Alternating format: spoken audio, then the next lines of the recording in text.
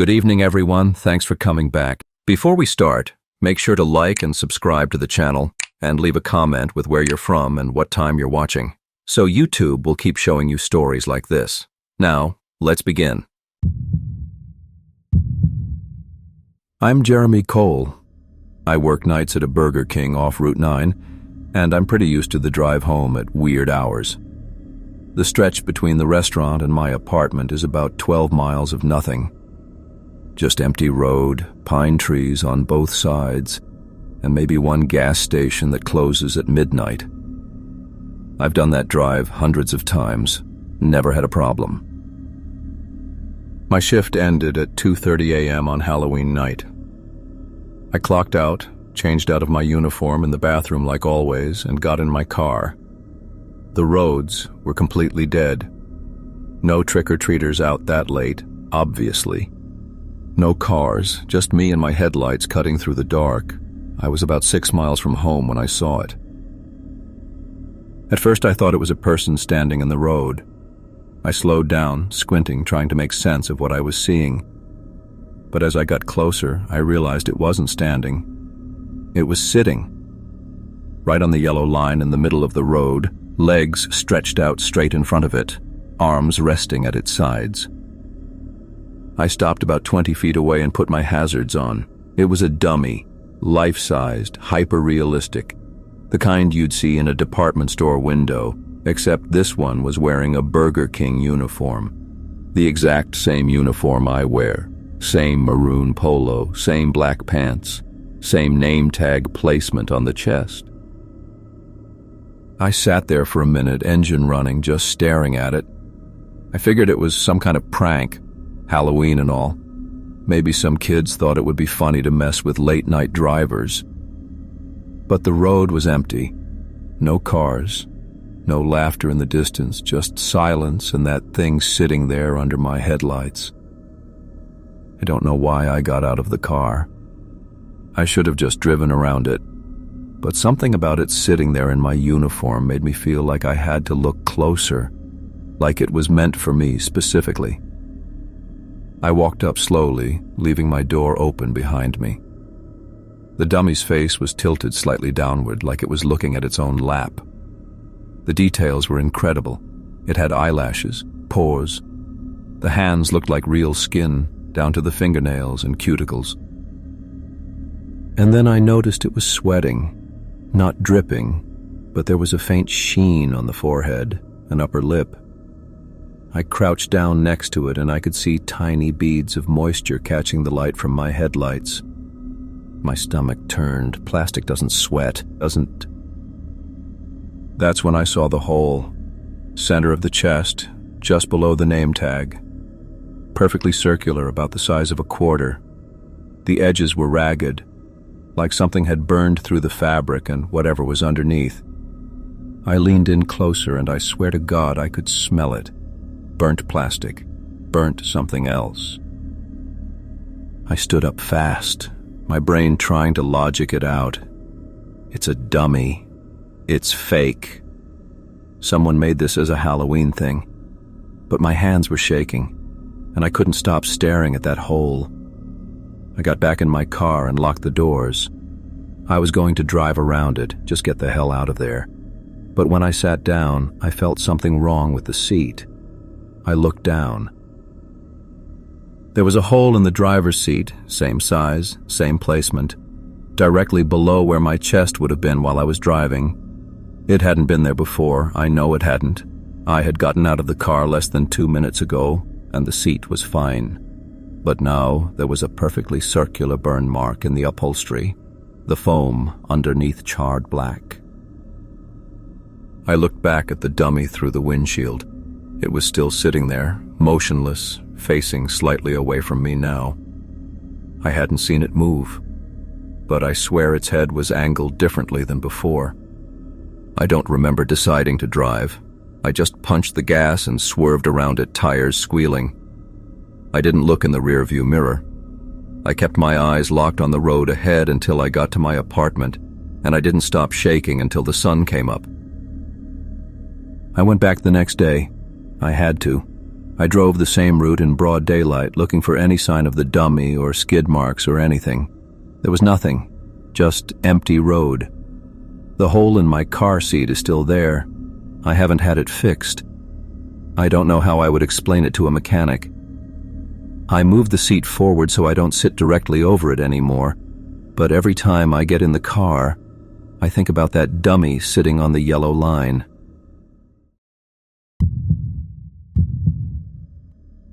For the last 8 years, I've been the evening custodian at Millbrook High School.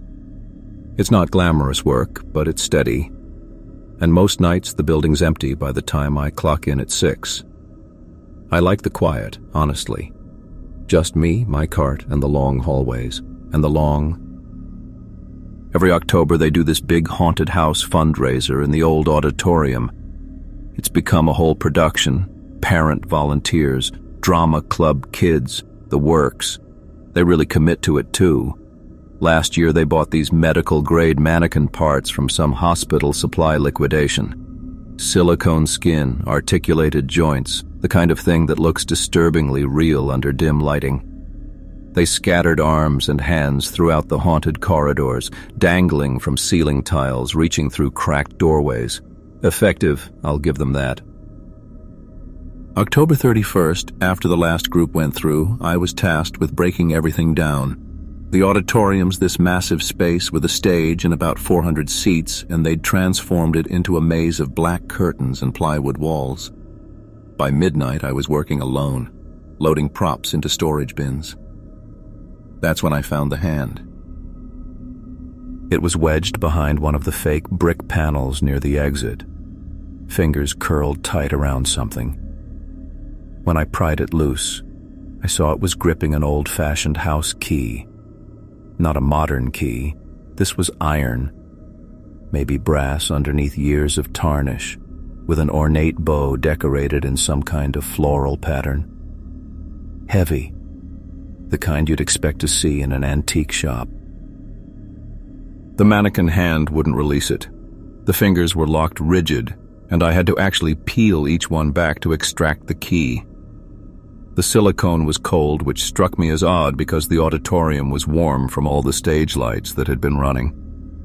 I should have just logged it in the lost and found. That's protocol. Instead, I slipped the key into my jacket pocket. I don't know why. Curiosity, maybe. It looked valuable. I finished cleanup around 2 in the morning and drove home to my apartment in the north part of town. 3rd floor walk-up, nothing fancy. I'd lived there for 4 years. I locked my door like I always do, deadbolt, chain lock, and the keyed lock on the handle. Triple security because the building's old and the main entrance lock's been broken since July. The next morning I woke up around 9, November 1st. I made coffee, started scrolling through my phone, just a normal Saturday. Then I remembered the key in my jacket, which was still hanging by the door. I pulled it out, turned it over in my hand. In daylight, it looked even older, the metal worn smooth in places. The teeth were unusual, with these deep cuts that seemed too complex for a standard lock. Here's the thing. I don't know what made me try it in my own door. I wasn't thinking it would work. It was just this idle impulse, like trying on a hat that obviously won't fit. I inserted the key into my deadbolt. It slid in perfectly. I turned it and the mechanism engaged with this smooth, well-oiled click, like it had been made for that specific lock. I stood there for maybe 30 seconds, just staring at the key in my door, trying to process what that meant. I pulled the key out, checked the deadbolt manufacturer stamp, checked the key again. Nothing matched. My lock was a standard Schlager, maybe 10 years old. This key looked like it predated my building by half a century at least. But it worked. I tested it again, locked the deadbolt from inside, went out into the hallway, used the antique key to unlock it. Smooth as anything. Then I tried my door handle lock. Same result. The key opened both locks on my door perfectly, despite looking nothing like the keys I'd been using for 4 years. My hand started shaking then. I went back inside, locked everything, and sat on my couch trying to rationalize it. Maybe the landlord had replaced the locks and given me different keys than the originals. Maybe this was some kind of master key the previous owner had left behind. None of that made sense. I sat there for maybe 20 minutes before I noticed the photograph. I have 3 framed photos on my mantelpiece, one of my parents, one from a fishing trip with my brother, and one of me and my ex-girlfriend from before things went south. That middle photo, the fishing one, it was still there in its frame, but it wasn't the right picture. Instead, the photo showed the mannequin hand from the auditorium, palm up, fingers slightly curled. And resting in that silicone palm was the antique key, photographed in the same lighting and angle as the original fishing photo had been. The frame was identical. Same wooden border, same brass hanging wire on back. But the image had been replaced. I tore the apartment apart looking for the original photograph, checked every drawer, every closet, under furniture, in the trash. Nothing. The fishing photo was just gone, and in its place was this impossible image of a prop hand holding the key that was currently in my pocket. I called my brother, asked him if he had any copies of that fishing photo. He said sure, probably somewhere in his phone from 3 years ago. Why? I told him I'd lost mine and wanted to get it reprinted. He said he'd look for it. I haven't told him the real reason. I still live in this apartment. The key's in my drawer wrapped in a sock because I can't bring myself to touch it directly anymore. I've thought about throwing it away, but something stops me. What if that makes things worse? Last night I got home from work and checked the photos on my mantle before I even took off my jacket. They're still the same parents, the mannequin hand with the key, me and my ex. But I swear the hand's fingers have curled tighter around the key than they were before. I measured the distance between the fingers and the palm with a ruler. I'm going to check again tonight. My name's Mike Donovan. I'm 33, been doing this gig for 2 years to supplement income from my day job in IT. Halloween nights usually good money, surge pricing, lots of rides. I'd been on the road since 6, mostly short trips downtown. Around 11:30, I got a ping for a pickup on the east side of the city, near where the industrial zone bleeds into old residential streets. The guy who got in my car didn't say a word. Mid-40s maybe, wearing a dark coat and a baseball cap pulled low. Not unusual. Plenty of passengers don't feel like talking. He just nodded when I confirmed his name was David, then settled into the back seat. The address he'd entered was about 20 minutes away, out past the suburbs where things get sparse. I tried the usual opener. How's your night going? Nothing. Not even a grunt. I glanced in the rear view. He was staring out the window, completely still. Fine. Silent rides happen. But as we got farther from downtown, the silence started feeling different, heavier. The streets got emptier, fewer street lights, houses set back from the road with big dark yards between them. My GPS was taking us down roads I'd never driven before, and I'd been doing this route for months. About 15 minutes in, he spoke for the first time. His voice was quiet, flat. Stop at the next house on the left. I looked ahead. There was a 2-story house sitting alone on a weedy lot, no other homes visible in either direction. Every window was dark, no porch light, no cars in the driveway, no mailbox flag. It looked abandoned. "You sure this is the place?" I asked. "Yes." I pulled up to the curb and put the car in park, leaving it running. He didn't move to get out, just sat there staring at the house. "Do you need me to wait?" I asked, keeping my voice neutral. My company policy says we're not supposed to stick around, but something about this felt off and I wanted him out of my car. "Yes, I'll only be a minute." He got out, closed the door without slamming it, and walked up the cracked concrete path to the front door. I watched him knock twice. Then he just stood there, waiting. Nobody answered. He didn't knock again. After maybe 30 seconds, he opened the door. It wasn't locked, and walked inside. The door swung shut behind him. I sat there with my hands on the wheel, engine idling. The street was completely silent. No traffic, no dogs barking, nothing. Just my headlights cutting across that empty yard and the house sitting there like a held breath. That's when I looked in the rear-view mirror.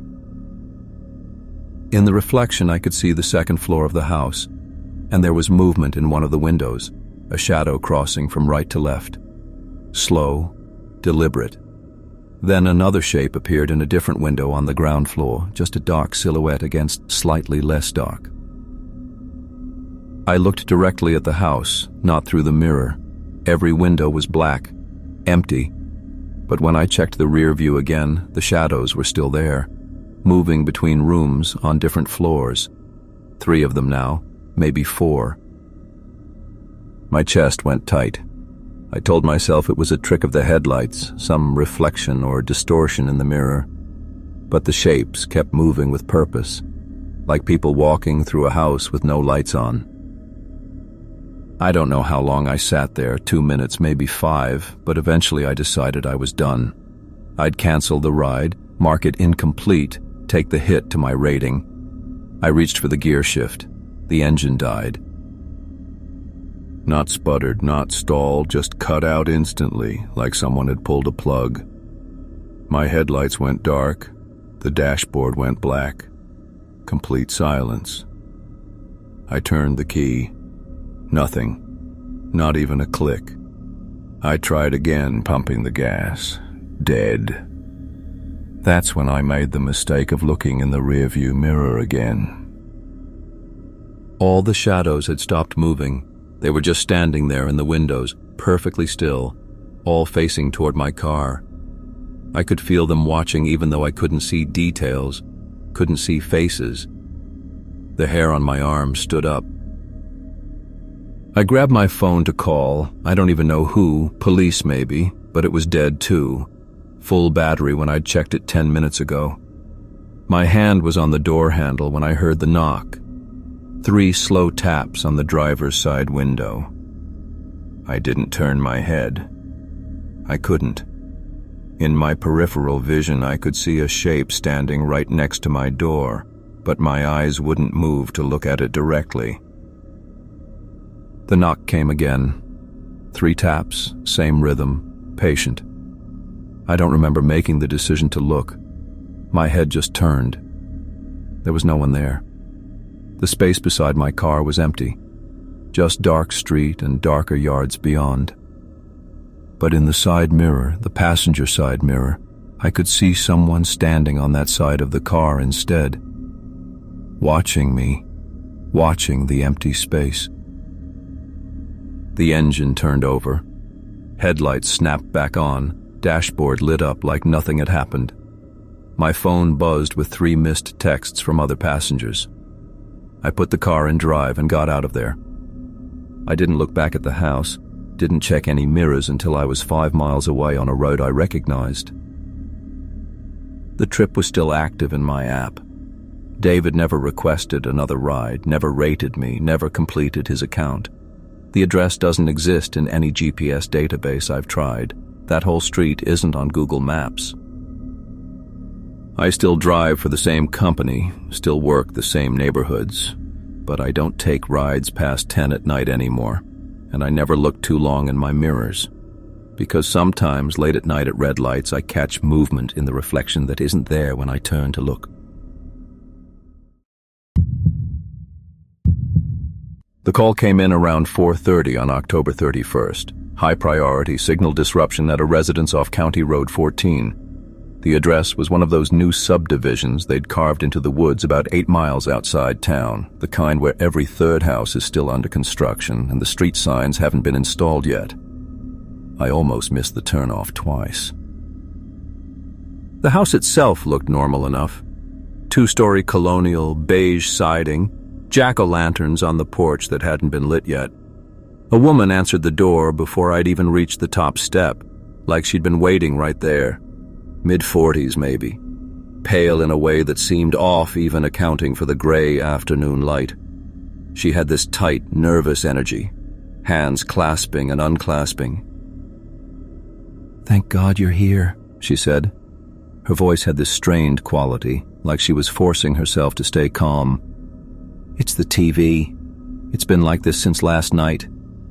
I followed her inside. The living room was dim, curtains drawn, and I could hear it immediately.